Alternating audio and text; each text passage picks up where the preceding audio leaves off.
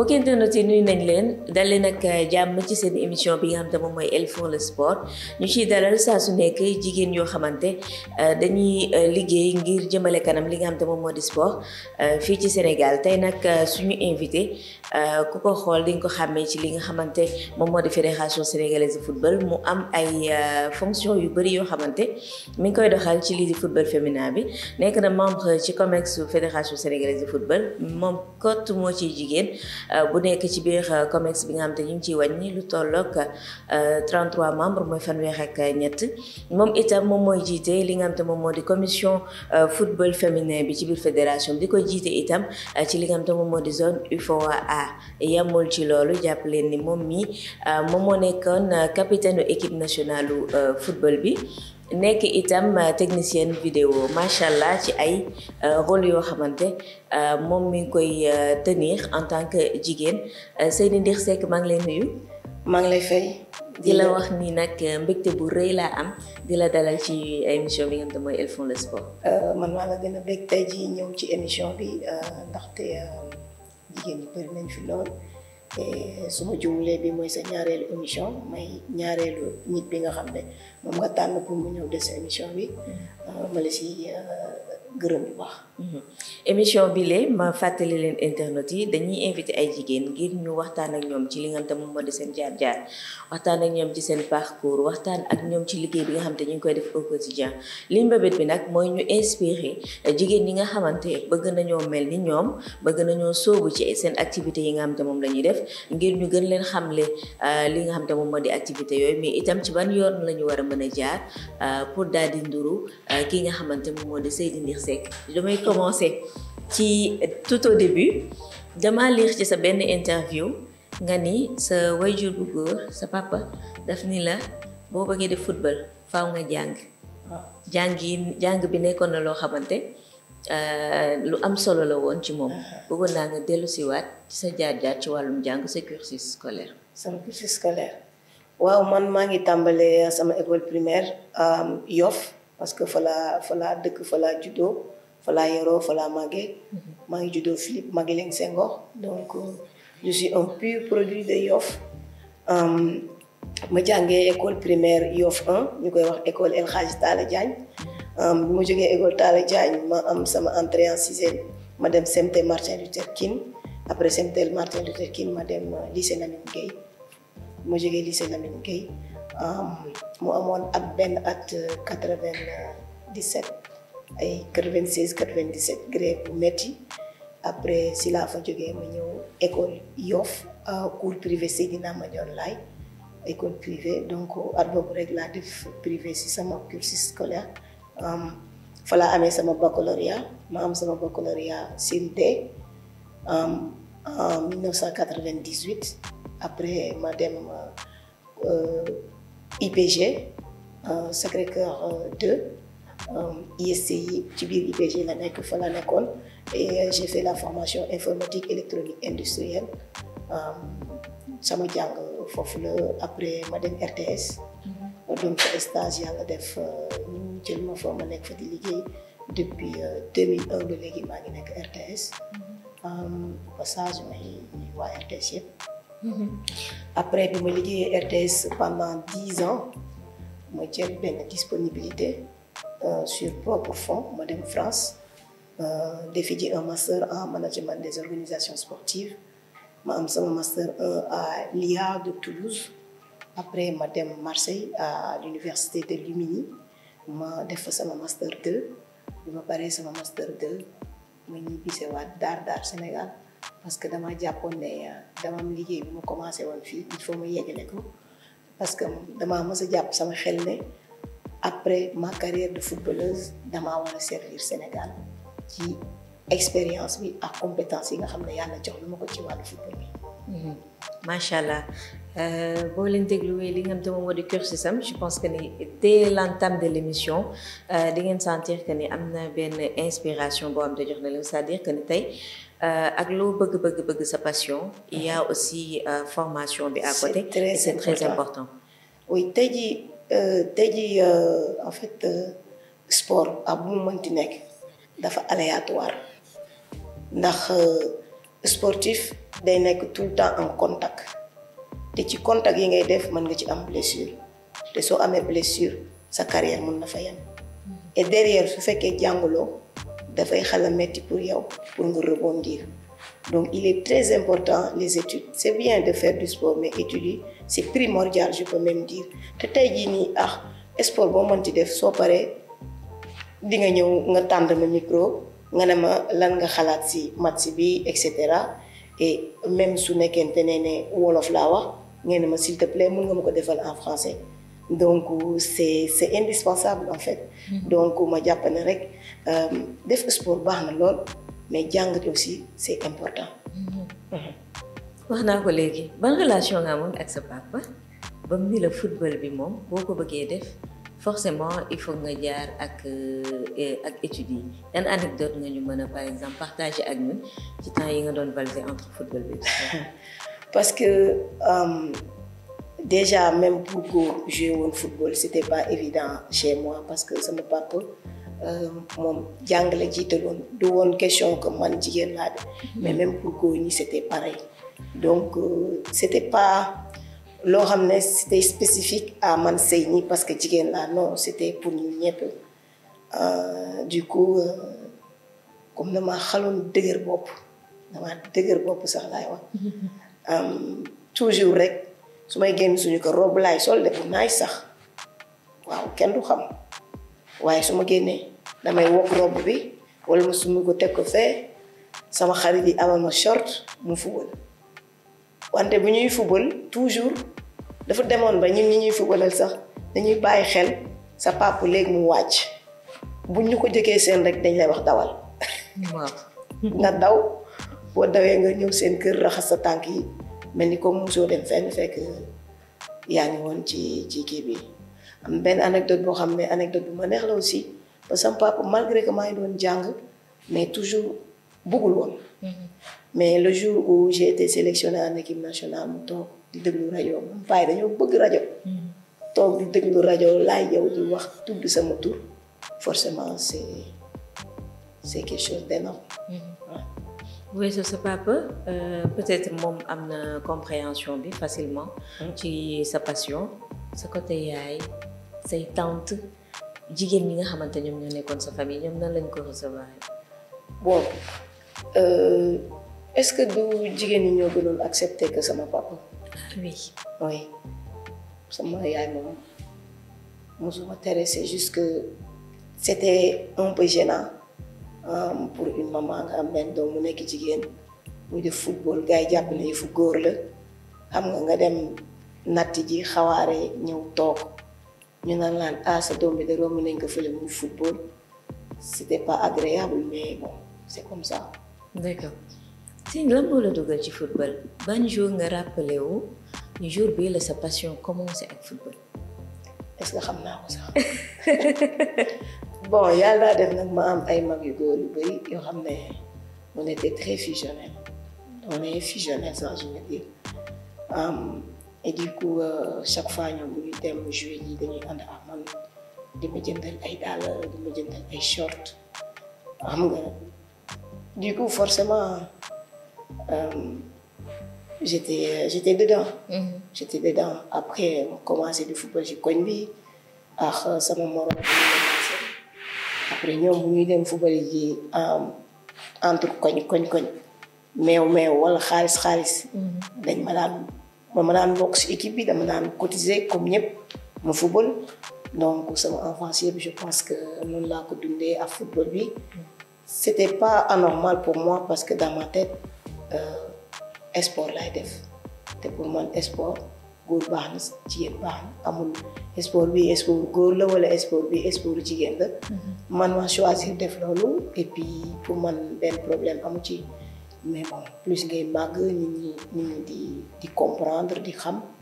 ba benn instant finalement tu deviens fierté ci quartier bi yëpp ci dëkk bi yëpp sax laay wax ñi fuñ la gisee ñu bëgg wax yow ñu lay interpeller donc je pense que c'est après tu te dis tu t'es pas battu pour rien quoi. Oui. Donc combat bi nga doon mën a yëpp tey jii résultat bi lii la village bi bëri na ay xale yu football donc loolu ma si am fierté bu mag di leen ci encourager di leen si jàppale di leen accompagner aussi pour que ñoom aussi ñu mën a def seen passion pleinement. C'est sûr que duñu am difficulté yi man ma amoon parce que préparé nañ terrain bi bu baax. parce que man damaa jàpp ne nit boo jaaree ci benn yoon mu am ay teex-teex mu am ñeneen ñi ñëw da nga leen war a gindi pour que teex-teex yooyu bañ leen dal soo ko defulee rek da ngaa soxla.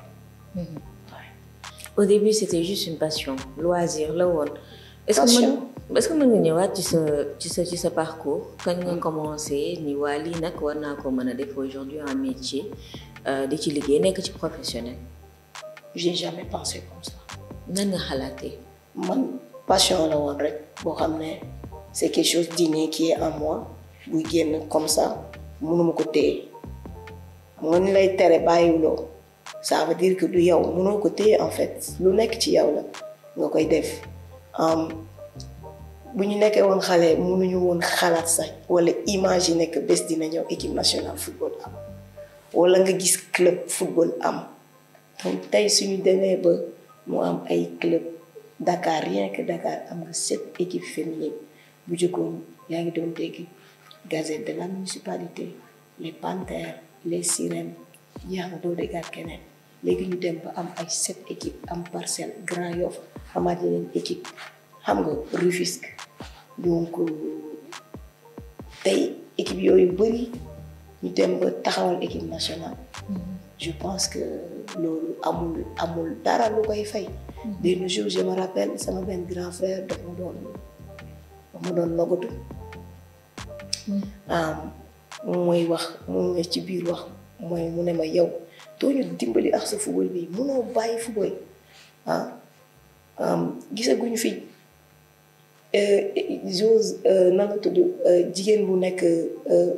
genre professionnel wala équipe nationale. loolu bi ma koy wax il y a 30 ans peut-être il y a plus de 30 ans aujourd'hui l'avenir nous a montré le contraire. pour wax ne àdduna amul y a rien qui est impossible amul dara loo xam ne mënul nekk lépp gëm-gëm la nit soo amee benn gëm-gëm nga koy dund nga koy nourrir nga koy ñafe lépp nag nga koy teg si yoonu siraatal mustaqim su nekkee loolu lu baax la lu gën ci yow la yàlla dala koy defal. je pense que nit dafa war a am rêve parce que rêve boobu ngay nourrir moo lay accompagner moo lay guider sans rêve tu es vide je pense ça. oui rêve boobu moom moo la motiver xëy na tey ba nga egg fi nga xamante moom nga egg nii.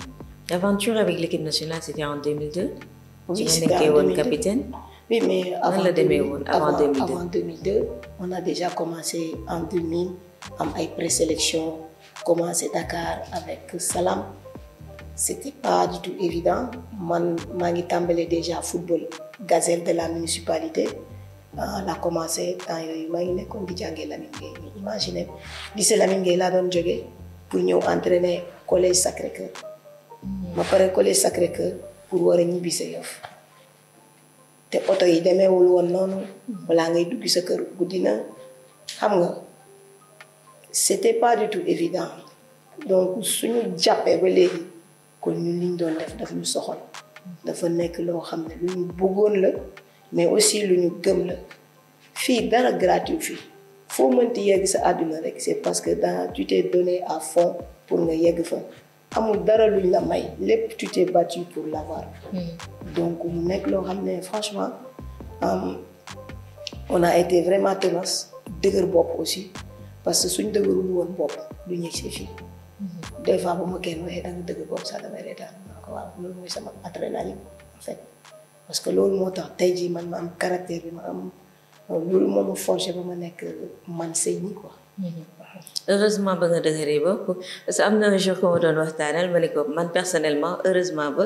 damaa dëgër bopp parce que bu ma dëgërul woon bopp peut-être aujourd'hui j'aurais changé de métier parce que à un certain moment di nga liggéey sa liggéey bi metti léegi di nga am 2-3 personnes yu ñëw ni la li ngay def dafa metti changer liggéey am na nga possibilité dem defi ji leneen. mais à côté il y a d'autres personnes qui vont t'encourager qui vont te motiver et j'en profite pour vraiment remercier toutes les personnes qui, de près ou de loin, dans mon cursus, je les ai croisées, ils m'ont aidé à se développer et à être la personne que je suis aujourd'hui. Parce que nit benn nit mënul defar boppam da ngay rencontrer ay nit ngay jàng ci ñoom xam nga loolu di lay guider ba tey nga yegg si fii nii donc muy nekk loo xam ne lu important la fu la fukki nit waxee bàyyil ne serait-ce que benn nit bi la wax jàppal da ngaa war a jàpp pour benn nit boobu noonu parce que kooku gëm na la plus yow nga gëm sa bopp ak yàlla. Je veux revenir sur ce moment. bi nga xamante lañ la désigné. nga nekk capitaine. wax nga ko bi ngay commencé football passion la ba bi ngay nekk capitaine aussi j'imagine passion la woon mais ce moment bi nga xamante lañ lay choisir ni la yow capitaine la tu dois te dire peut-être à ce moment-là waaw kon li ma doon sacrifier yëpp jar na ko pour moment boobu noonu nan nga dundee woon moment boobu noonu en équipe nationale. Je pense que équipe nationale boo fa xasee ba dem nous sommes tous des capitaines. Parce que ñun ñëpp Sénégal la ñuy représenté. Le brassard ça importe peu.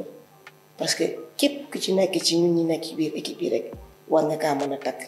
parce que c'est pas un hasard qui t'a amené là-bas. pour man lu gën a marqué mooy nga toog bokk ci première équipe nationale football féminin bu Sénégal pour man loolu y a rien qui peut le remplacer. C'est quelque chose d'énorme, de grandiose. Ton nom sera toujours retenu dans l'histoire du football féminin du Sénégal parce que yow da ngaa bokk ci première équipe nationale bi boo ñëwee sa foofu c'est une très grosse satisfaction mais aussi le plus dur reste à venir parce que c'est quand on arrive au sommet qu'on doit travailler encore plus pour ñu maintenir ci kaw te loolu moo gën a difficile parce que après regard yi c'est vrai dina changer mais yeneen regard ngay am parce que boo nekkee équipe nationale rek gars yi foog nañ ne ñàkko dara am nga xaalis te football féminin ñun ñëpp xam nañ ne football amateur la amul xaalis ba sànq ba booy wax yow léegi statut amateur la am même si aujourd'hui am na ñuy fay statut amateur la am te tey jii nii moo tax ma ne la man passion la ma sa nekk ci man parce que musuma see fayeku su ma ne musuma see fayeku musuma see am salaire comprendre nga donc loo xam la c'était un plaisir de se réveiller dem entraîner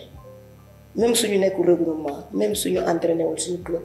suñu kër da nga yeewu topp plage bi di daw parce que chaque jour tu te remets en cause parce que tu te dis que tu dois être tout le temps au top niveau pour que tey buñ ne la suba match am na da ngaa war a dugg ci terrain bi def 90 minutes yu mat sëkk donc c'est pas évident. Alors comment s'est passée cette carrière bi nga nekkee équipe nationale ñaata at la durée kañ nga arrêté. J'étais en équipe nationale de 2002 à 2011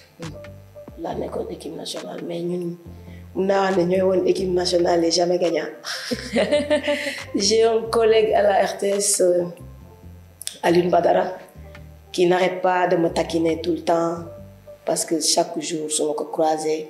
Il me rappelle notre match contre le Nigeria où on avait perdu 8-2 ici au stade de l'Amitié mais pour moi loolu moo tax tey ñu am résultat yi ñu am tey parce que il fallait qu'on passe par là-bas pour que ñu mën a egsi fi ñu egsi tey donc c'est pas une honte en soi au contraire on est très fiers d'être les cobayes en quelque sorte d'être les premières à aller au charbon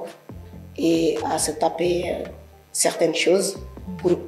permettre suñu rakk yi nga xam ne ñoo fi nekk tey ak ñoo fi war a nekk ëllëg ñu xam lan lañ leen bàyyi pour que ñoom ñu mën a gën a góorgóorlu pour gën a mën a yóbbu football féminin bi fu gën a raaya bi gën a kawe ci Afrique te ñu ngi ci yoon bi. su ma la laajee ban match nga mënta fàtte ci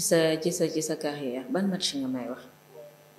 Ah, forcément match boo football ñu gagné le 8-2 mënoo ko fàtte. Bon, oui, c'est un mauvais souvenir, c'est vrai. Mais c'est sûr que c'est quelque chose qui te marque toute ta vie.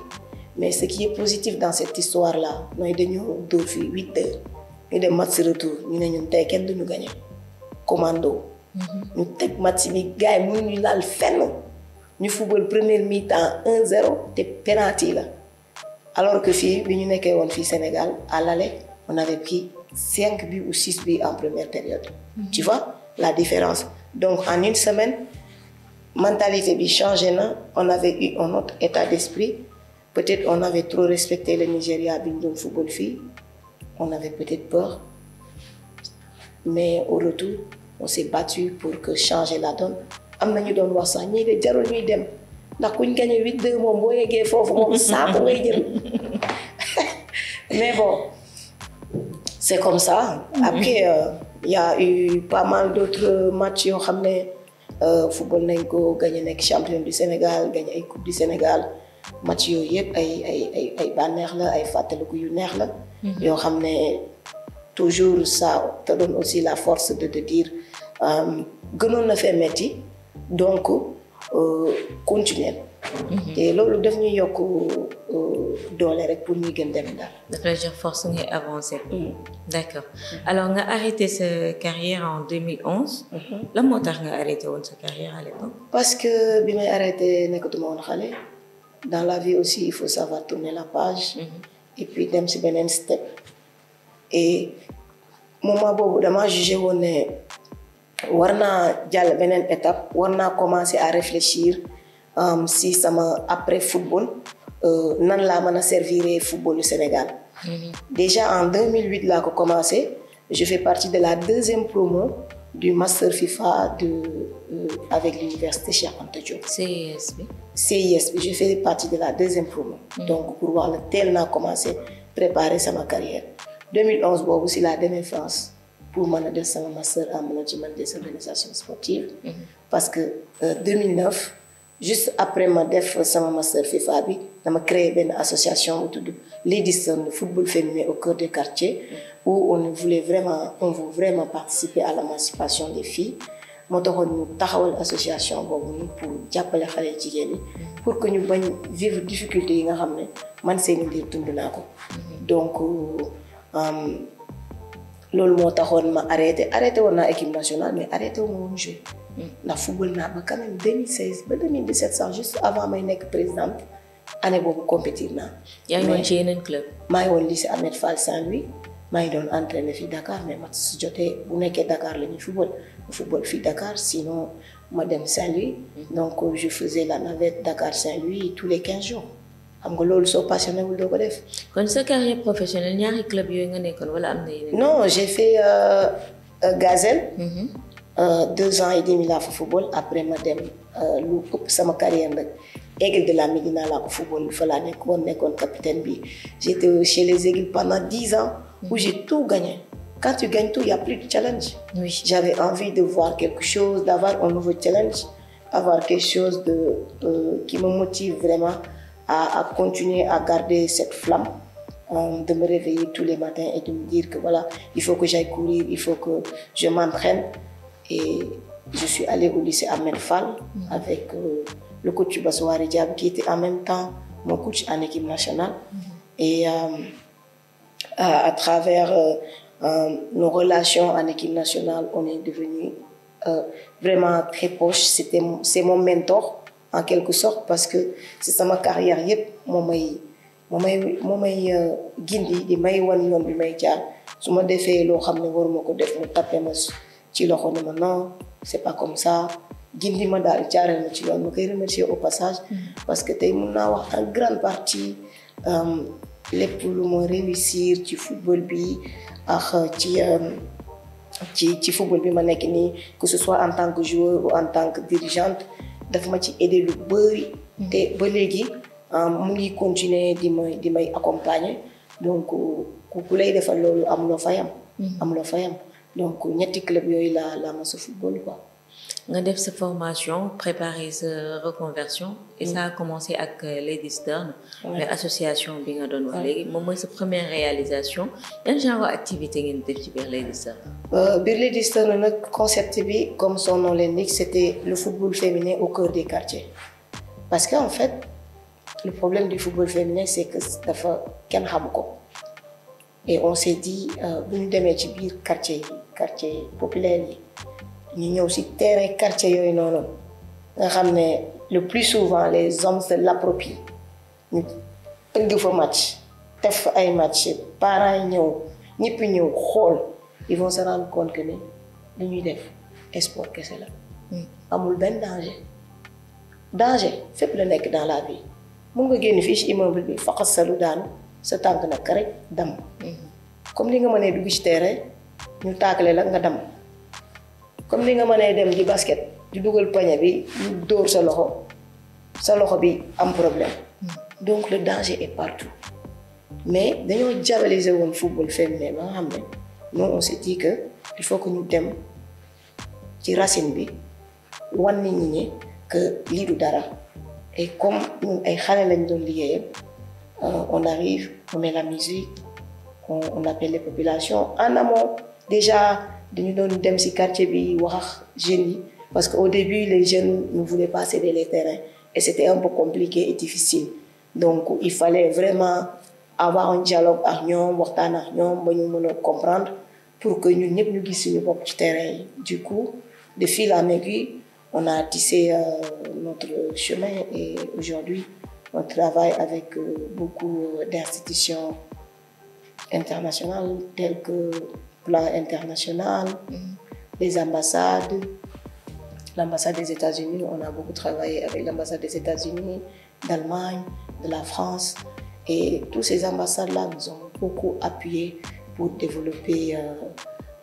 le football féminin mais aussi le leadership des filles à travers le football avec l'AFD aussi. Notre dernier projet c'est avec l'AFD, avec le projet Paris 2024 où on a travaillé pendant 2 ans avec les collèges au niveau de Yoff. On fait notre petit bonhomme de chemin en aidant dans les écoles donc c'est ça notre rôle aussi. Est-ce que am ngeen ay activités les discernes au courant de l'année 2025? Au courant de l'année 2025, on doit avoir des activités au niveau de la région de Thiès, de la région de Kaolack. C'est un projet qu'on a fini en 2024 et on doit le reconduire. On est juste en train de faire de petits réglages. Certainement, après le mois de Ramadan, on va recommencer nos activités jusqu'à la fin de l'année scolaire. Mais dès l'ouverture des classes en octobre, on va continuer le processus. On travaille avec... on n'est pas à Kaolack ville, on est vers Keur Madiabel et Waxu Nguna. Donc, on a fait quand même pas mal de régions. Région yu bari alors là dañuy jàll ñu ngi ci transition bi sax Seyni Ndir en tant que joueuse ñu ngi jóge ci parti boobu noonu pour dem ci parti bi nga xamante mooy Seyni dirigeant koo xamante tey jii nii dafay occuper ay fonctions ci football bi sa premier poste de responsabilité lan la woon. Son premier poste de responsabilité mooy présidente association Lady Star. mooy Lady Star. Oui. D'accord. En 2017 nga ñëw fédération sénégalaise de football. En 2017 laa ñëw fédération sénégalaise de football pour apporter sama aide pour vraiment je me suis dit avec vécu bi ma am et la formation que j'ai pu avoir ak expérience bi aussi bi ma am sur le terrain avec l'association Lady Star war ma ko jël rek dugal ko ci poste dama ko war a jël partager ko ak xale jigéen ñi nga xam ne yépp dañoo bëgg wàllu football ak fédération bi aussi. ñu def ay élections nga gagné élection yooyu noonu. nekk présidente commission féminine bi. nekk benn jigéen bu nekk ci li nga xamante moom moo di commerce bi. ban situation nga fekkee woon football féminin à l'époque fii ci Sénégal en 2017.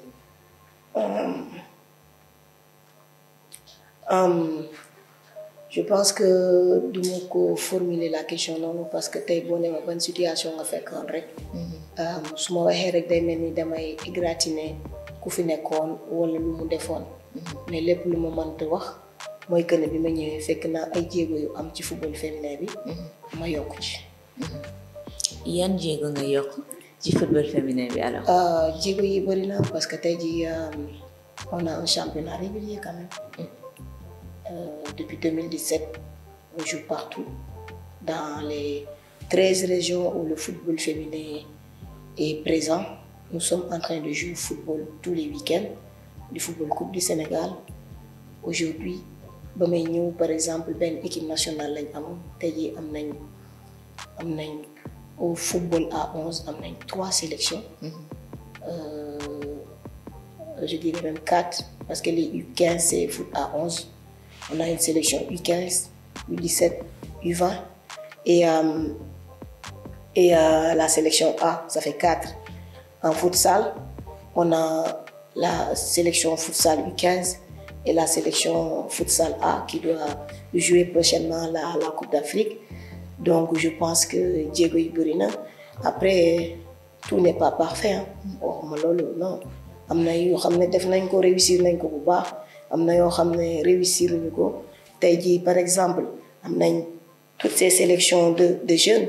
mais on n'a pas un championnat de jeunes et ça c'est pas normal. Je le prends sur moi, oui, c'est quelque chose qu'on devait réaliser depuis mais c'est pas évident de faire ñu ci nekk di liggéey ba léegi nag et je pense que ren jii peut-être on va démarrer. Parce que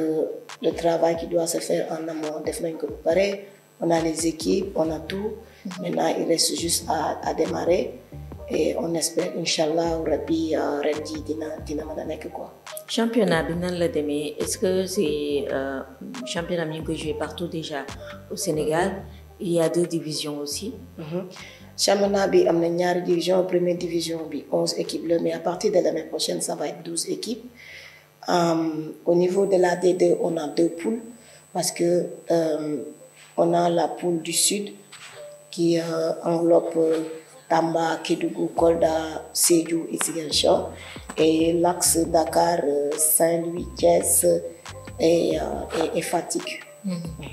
Et on joue championnat partout au Sénégal. Voilà, oui. Si on prend le territoire national sur 14 régions, on est présent sur les 13 régions. Il n'y a que la région de Matam qui n'a pas encore d'équipe. Il y a 2 ans, on avait 3 qui n'avaient pas d'équipe. Et l'année dernière, on a la région de Kaffrine qui a réussi à mettre en place le football féminin. La région de Kédougou, que je félicite pour ses résultats aussi. Et il nous reste juste la région de Matam. Et on est en train de travailler là-dessus avec le président de la Ligue, Samba Ndiaye. Et on espère, dans les années à venir, on va réussir à le faire, Inch'Allah. Nous avons dit que le football féminin a un supporter. L'État a un supporter, moyenne heure qui jouer. Et matin bi mo ëpp loo xamante ci la ñuy joué ci calendrier bi du permettre ñu bëri ñuy mën di ñëw seetaan si. waaw mun naa wax ne Dakar su possibilité bi amee rek la ñuy joué ngoon peut-être région yi comme ñoom amuñu contrainte de terrain ñoom dinañ football ngoon mais Dakar moom pratiquement match yëpp ça se joue le matin. Bon en soi c'est pas un choix mais c'est une situation tu vois. C'est vrai que le club, chaque fois, nous avons décrié, mais comme j'ai dit tantôt, ce n'est pas un choix. C'est une situation qui est là, qui est réelle, et que voilà, qu'on est obligé de gérer. Ce n'est pas évident, ce n'est pas facile, même pour nous. Nous avons ça aussi, c'est à 8 heures. Mais quand on a un supporter, je pense qu'on a un supporter. Vous le féminin à son public. On joue à San Diego à 8 heures, mais quand tu viens là-bas, 8 heures, 9 heures, il y a quand même du monde. Il y a des gens qui viennent. Peut-être ça me beaucoup après des fois. Nous avons du mal un peu à venir. Je salue le président du club. Nous avons fait des efforts pour vraiment maintenir le football féminin. Parce que ce n'est pas évident. Malgré le statut amateur, ñu ngi seet lu ñuy jël di ko teg ci loxo xale yi. Et loolu c'est non seulement encourageant mais c'est motivant ñun bañ daan football amuñu loolu kon tey bu ñu demee ba loolu am dañ koy saluer te loolu benn fëgg la pour fédération bi pour wax ñu jàppale leen ñu pour ñu tendre vers le professionnalisme. C'est pas rentrer dans l'oreille d'un sourd. Ñu ngi nekk di xool yan mécanisme lañ mën a utiliser pour vraiment egg foofu noonu nekkul lu yomb. Mais ñu ci xalaat ñu ci xalaat bu baax sax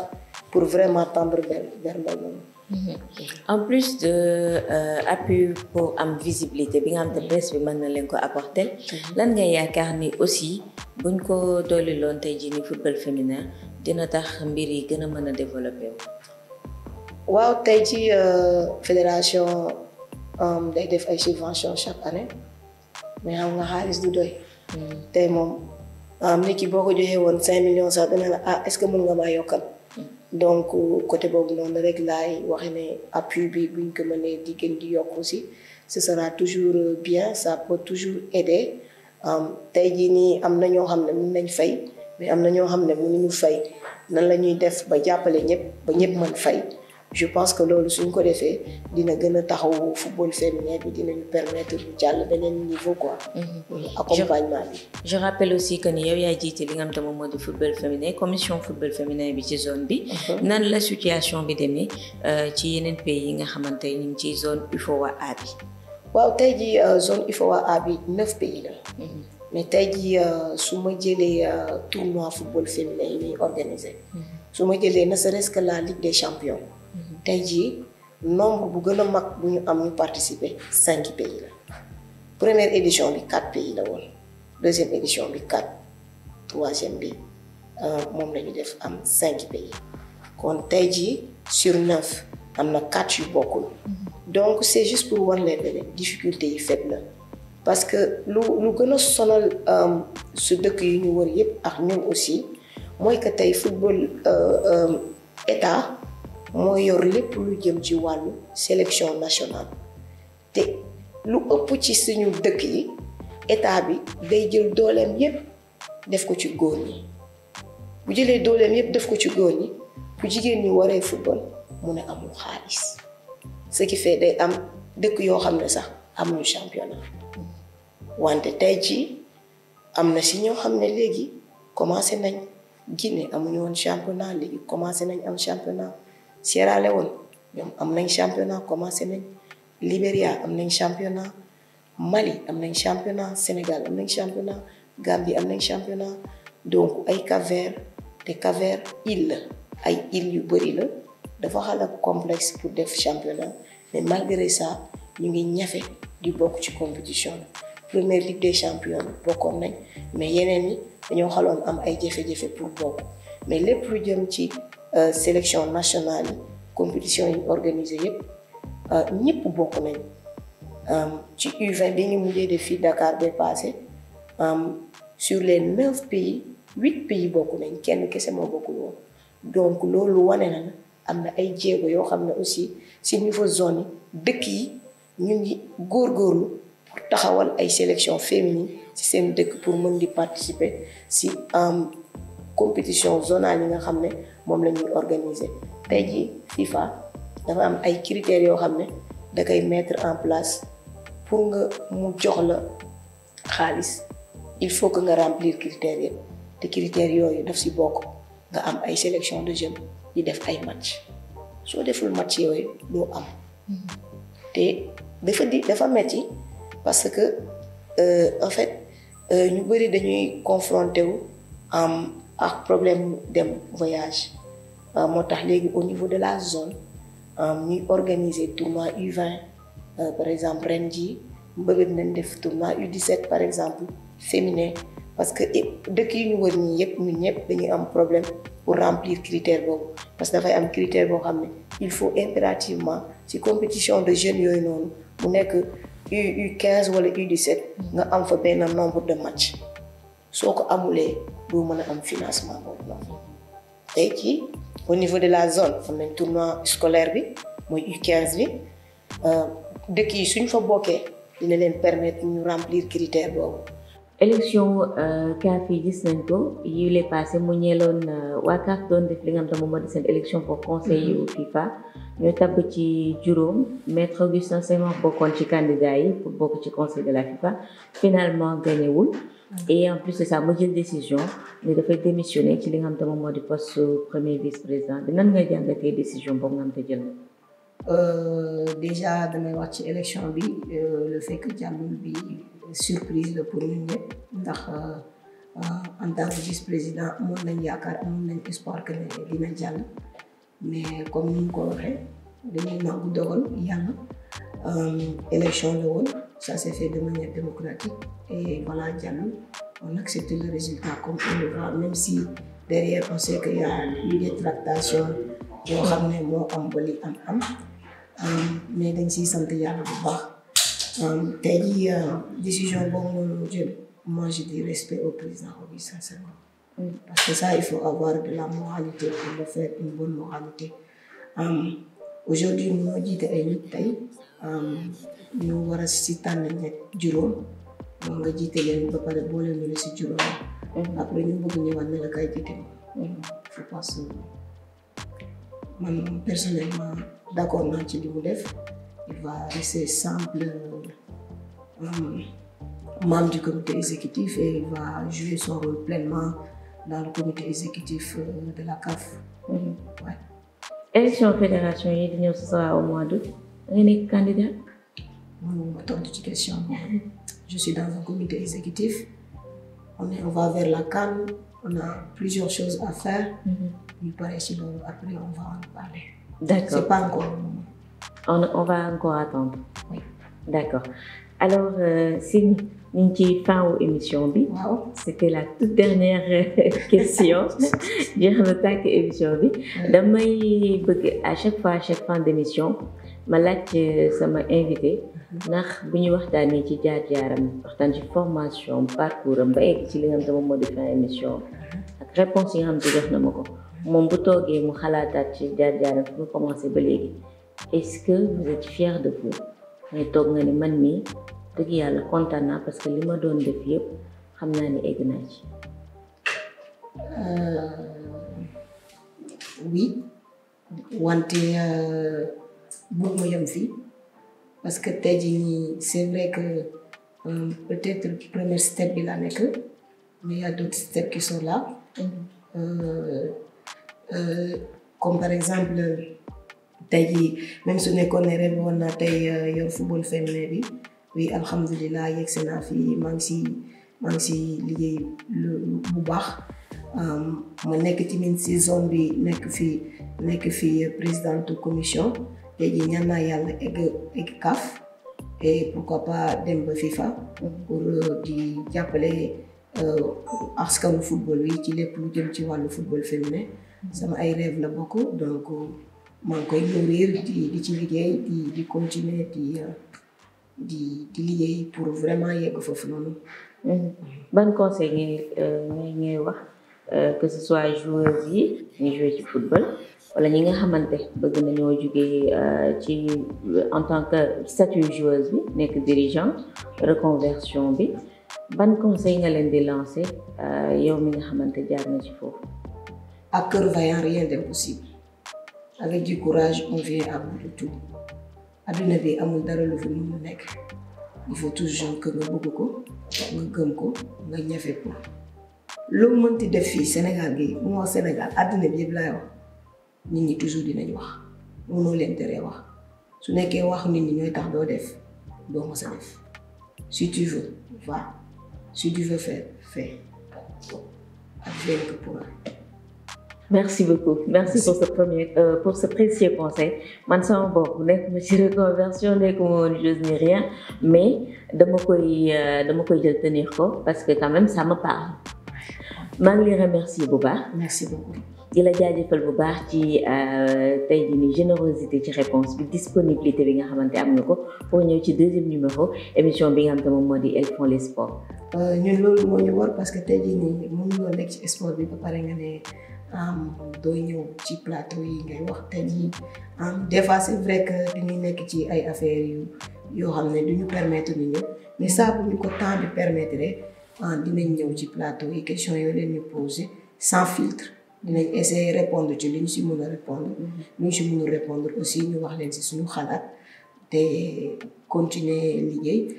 di leen jëfal yéen aussi si initiative bi ngeen am di mettre en place émission yu mel nii pour mettre en lumière jigéen ñi nga xam ne ñoo ngi nekk ci biir football bi ci biir sport bi sax laay wax en général pour motiver encore ñeneen ñi nga xam ne ñu ngi ci biir kër yi sportif de haut niveau yi bëri nañ Sénégal am nañu bëri loolu appel lay lancé pour ñëpp ñi nga xam ne ay anciennes lañ que bu ñu bàyyi nañu ñëw yoon bi amul fenn fu neex metti na c'est dur